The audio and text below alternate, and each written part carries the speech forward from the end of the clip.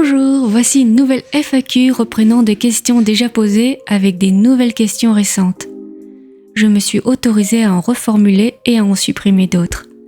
La vidéo sera divisée en deux catégories, une avec des questions liées à la chaîne et une autre avec des questions plus personnelles, à savoir que je présenterai des réponses courtes pour que ce soit plus agréable. Les questions ne seront pas nommées et d'ailleurs je pense remettre à certains moments des anciennes réponses de l'ancienne FAQ, donc ne soyez pas étonnés s'il y a une différence au niveau de la qualité du son. En vous remerciant de votre compréhension, allez, on commence tout de suite par la première question. D'où te vient cette passion pour l'écriture et le roleplay ? Je l'ai découverte grâce à la plateforme Character.ai. J'ai vraiment pris du plaisir à faire du RP avec les intelligences artificielles et c'est là que j'ai réalisé mon potentiel et ma facilité pour l'écriture. Feras-tu de nouveaux concours pour tes vidéos personnalisées ? Pas pour le moment, j'ai trop de séries à poursuivre sans parler de tous les projets que j'aimerais mettre en place. D'autres vidéos en collaboration ? Si c'est avec d'autres youtubeuses, non, j'ai reçu aucune demande et je n'en fais pas plus. Si ce sont des coécritures ou juste des interprétations avec des abonnés, je continue à en faire avec plaisir. Est-ce qu'il y aura d'autres vidéos à 3 piments et plus ? Oui, sur mon serveur plus 18 uniquement. Je pense en refaire selon mes humeurs, d'ailleurs j'en ai déjà proposé de nouvelles, sans m'imposer de calendrier. Quelle est la vidéo qui t'a prise le plus de temps ? La série Voyage temporel me prend du temps car je dois faire des recherches historiques et tenter d'imbriquer tout ça me demande plus d'efforts d'écriture. Certaines collaborations, je dois penser tout le scénario en suivant les instructions de mon collaborateur, me prennent du temps également, car je ne connais pas toujours l'univers de la série d'où provient le personnage présenté dans le RP. Qu'aimerais-tu améliorer dans tes futures vidéos ou dans ton jeu d'actrice ? Je voudrais prendre des cours de chant pour apprendre à mieux poser ma voix et proposer des berceuses. J'ai déjà essayé, mais sincèrement, je manque de justesse. Comment t'est venue l'idée de commencer l'ASMR audio ? Cela fait longtemps que j'avais envie de me lancer. J'ai déjà essayé, mais sans le matériel, j'ai fait un flop. Quand j'ai vu des ASMR artistes qui proposaient des vidéos sans se montrer, via des illustrations type manga, anime, j'ai trouvé que c'était le format idéal pour moi, qui voulait surtout proposer des histoires. Quel conseil donner à une personne qui veut se lancer dans le RP audio ? Déjà, avoir un micro qui tient la route dès le départ. Il y a trop de monde qui sont dans cette niche pour se permettre de présenter de l'approximatif. Même si tu le fais par plaisir, tu seras plus satisfait de ton travail et motivé pour continuer et progresser. Ça ne suffit pas de juste raconter une histoire. Il faut savoir s'investir émotionnellement, donner de sa personne et ne pas avoir peur du jugement. Combien de temps cela te prend-il d'écrire une vidéo ? J'ai jamais pris le temps de me chronométrer, chaque vidéo est différente, chaque inspiration est différente. Ça peut me prendre une demi-journée ou plusieurs jours. As-tu un but précis ou tu fais juste des vidéos par plaisir ? J'ai un grand besoin de reconnaissance et cette chaîne me permet de combler ce manque. J'ai aussi envie d'enseigner et de partager mon univers. Et depuis que je suis monétisée, j'apprécie de recevoir un gain pour ce travail. Idéalement, j'aimerais débloquer un salaire, un SMIC, mais j'en suis très loin. Au moment où je fais cette FAQ, je touche autour des 50 € par mois. D'où vient le surnom que tu t'es donné, Chion ? Je sais pas pourquoi ce nom m'attire vraiment. Quand je pense à lui, je vois une étoile qui brille dans le ciel nocturne. La première fois que j'ai entendu ce prénom, c'est dans un manga que j'ai beaucoup apprécié. Réincarnation ou Please Save My Earth. Oh, ça va ceux qui critiquent mon accent anglais, hein ? Puis plus tard dans une œuvre de Tsukasa Ojo, le papa de City Hunter, alias Nicky Larson. J'ai apprécié ce nom au travers d'un personnage qui, selon l'année scolaire, prenait soit le genre masculin ou féminin. Ce manga est sous le titre de Family Compo. J'ai appris que ce nom pouvait être aussi bien masculin que féminin, et sans être dans le délire woke, cette perspective me plaît. Je suis une personne où l'énergie masculine est pratiquement égale à l'énergie féminine, donc ça me correspond bien. N'as-tu pas peur d'avoir le syndrome de la page blanche ? Jamais. J'ai trop d'imagination, je déborde d'idées, de concepts, je suis un puits sans fond. Si je fais des pauses, c'est parce que je suis fatiguée, rien de plus. D'où te vient ton inspiration pour faire des scénarios aussi originaux ? Je dirais mon ouverture d'esprit, une imagination fertile et également ma culture qui est plus étendue qu'une personne plus jeune qui n'a pas mon expérience.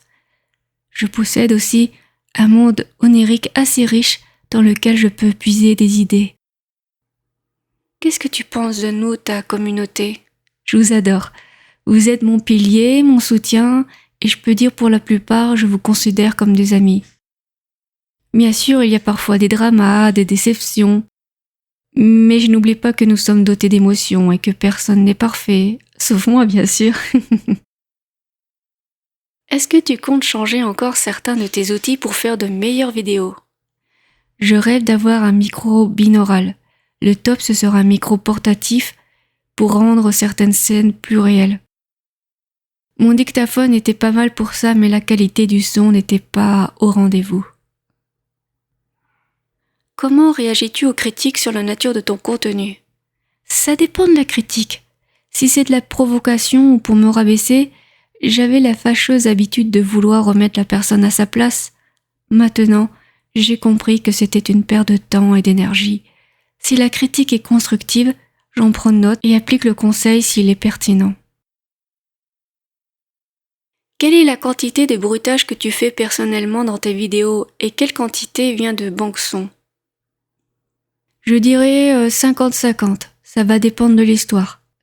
J'avoue, parfois, par flemme, je vais prendre un son extérieur de plus. Que ce soit sur le dictaphone ou le Blue Yeti X, le rendu n'est pas toujours au rendez-vous pour certains bruitages comme les caresses, les froissements. On arrive maintenant aux questions personnelles. Regardes-tu des vidéos sur YouTube ? Oui, bien sûr, essentiellement des vidéos ASMR plutôt IRL. Des séries chinoises, des exercices de musculation et finesse ou autres en rapport avec la santé. Je fais aussi défiler des shorts comme tout le monde. Plus rarement, j'écoute des vidéos sur le supramental, le stoïcisme, voire des sketchs d'humoristes. Quel est ton style de manga préféré ? Le genre fantastique ou qui fait réfléchir, comme Mushishi, l'atelier des sorcières, Demon Slayer, l'attaque des titans, etc., etc. Quel est ton style de musique que tu préfères ? J'ai pas de préférence. Je peux écouter de la musique classique et passer à l'EDM juste après. Tout dépend de mes humeurs. Quel est ton mouvement artistique préféré ? J'en ai pas vraiment là non plus. Si je devais en choisir un, ce serait l'Art Nouveau. J'aime aussi tout ce qui est estampes japonaises, chinoises. As-tu d'autres passions à part la ASMR ? Ces derniers temps, j'adore composer des morceaux musicaux en m'aidant de Suno et BandLab. Sinon, j'ai pas de réelle autre passion, mais plus des loisirs ou intérêts. Jean de Dame, quelle est votre région d'origine ? Tu sais comment me parler, toi ? Je suis née en Alsace, mais je suis un produit espagnol. Ma mère est andalouse et mon père, qui est né aussi en France, est issu d'un couple hispanique. Penser être pour intelligent, moi pas penser. D'où viennent les pensées ? N'avez-vous jamais eu de pensées intrusives que vous ne reconnaissiez pas être les vôtres ? Les pensées sont les résidus de programmes instruits depuis des millénaires. Ce sont en sorte les commandes qui actionnent la machine humaine. Est-ce que toutes les pensées sont juste des parasites ou des applications ? Je ne sais pas. Comme nous vivons dans un monde duel, les pensées servent également à transiter un savoir issu du plan de l'éther, morantiel, mental et égoïque. Elles ne sont pas toutes à jeter à la poubelle, tant que la pensée reste un outil et que ce n'est pas vous l'outil de la pensée. Tout va bien, à mon avis. Il y a différentes intelligences. Par exemple, une intelligence que j'exploite est l'intelligence intuitive ou même spontanée. Elles ne passent pas par les pensées inscrites dans la matrice.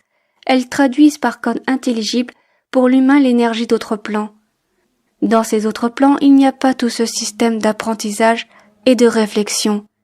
Tout est déjà présent, car dans ces plans, la dimension du temps n'existe pas de façon linéaire, ou voire elle n'existe pas du tout. Ça dépend où tu te places dans le multivers. Quoique je dis peut-être des bêtises, car le multivers c'est le résultat de trames temporelles qui se sont clonées, donc nous avons bien le temps présent. Et quand je dis présent, c'est existant et pas le présent maintenant. Je vois, j'ai eu l'info. Le temps est luminique. La lumière, c'est l'information dans sa forme brute. Donc, si je comprends bien, le temps lui-même fait partie de la dimension 0 qui comporte toutes les dimensions en elle tout en n'ayant aucune. En effet, la dimension 0 porte la polarité mais aussi son annulation par effet miroir. Je te remercie pour ton commentaire. Par résonance quantique, j'ai pu en apprendre plus sur ce qu'est le temps. Tes neurones viennent de fondre? C'est ça le pouvoir du savoir universel. Quel est ton Disney préféré? La petite sirène, j'aime tout ce qui vient de la mer. Quel est ton livre préféré? Le mien. Tu mets ton lait avant tes céréales ou tes céréales avant ton lait? Les céréales avant, bien sûr, la question ne se pose pas. Tu as quel âge? On ne demande pas son âge à une dame, voyons, c'est très mal poli. Mais je vais y répondre. Je suis née en l'an de feu 1978. Je te laisse faire le compte. Et si tu es choqué, sache que moi aussi. Cette FAQ se termine là. Vous pouvez en écouter une autre avec des questions plus existentielles sur ma chaîne Twitch. La vidéo se trouve dans la section Les temps forts sous le titre de GPT me fait ma FAQ. Attention, on m'y voit à visage découvert. Bisous et à bientôt.